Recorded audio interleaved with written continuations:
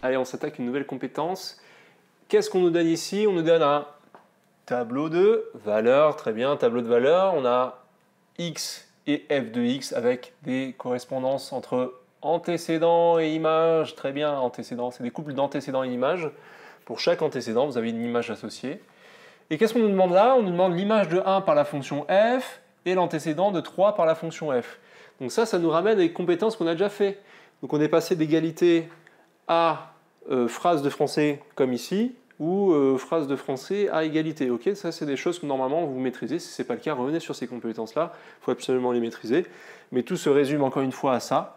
Qu'est-ce que l'antécédent? C'est ce qu'on va mettre dans la fonction et ça va nous sortir quoi? Une image. Très bien.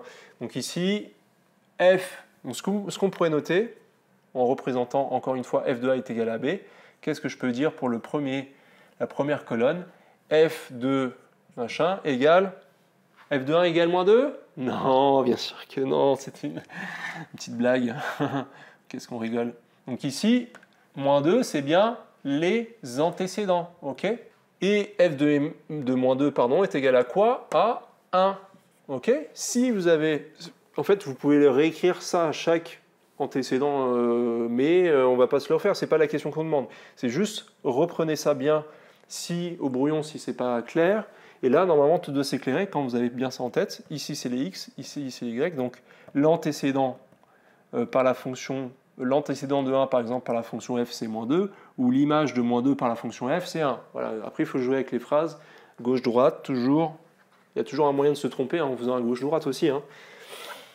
Alors, qu'est-ce qu'on nous demande? L'image de 1 par la fonction f, donc où est-ce qu'on se place? C'est toujours la difficulté, c'est est-ce qu'on se met sur les x, on regarde 1, on regarde 3, ou est-ce qu'on se met, on regarde le 1, alors en plus il y en a 2, 1, et on regarde et on dit que c'est moins 2, donc c'est une chance sur 2. Qu'est-ce qu'on a dit? C'est l'image de 1 par la fonction f, et, ok, c'est ce et qui vous dit tout. Je cherche l'image, donc l'image est quelque chose, donc forcément le 1 c'est l'antécédent, d'accord? Donc ça, c'est vraiment ce genre d'exercice qu'on a normalement bien travaillé, et que ça, ici, c'est OK. F de 1 est égal à quoi? Est égal à 3. Exactement. Donc ça me fait 3 ici, OK?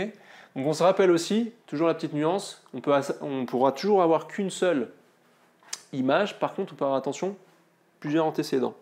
Donc ici, ce qu'on aurait pu mettre, c'est un petit S entre parenthèses, et on va voir, est-ce que ça va être le cas? Alors, l'antécédent de 3 par la fonction f, et donc là, je cherche l'antécédent parce que c'est l'antécédent et ou les antécédents, ça peut être le cas.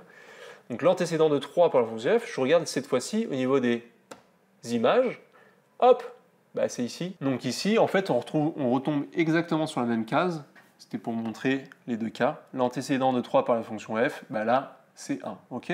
Attention à toujours bien différencier les deux cas, comment est formulée la phrase, au niveau de la syntaxe, comment c'est composé, où est-ce qu'il y a le et, l'équivalence en tout cas dans la phrase, etc., etc. Mais ça c'est vu.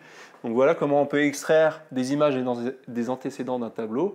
On va voir un autre cas un peu plus compliqué avec des décimaux, des fractions. Et à vous de jouer, faites les exercices les gars. Hein. On se voit bientôt, salut.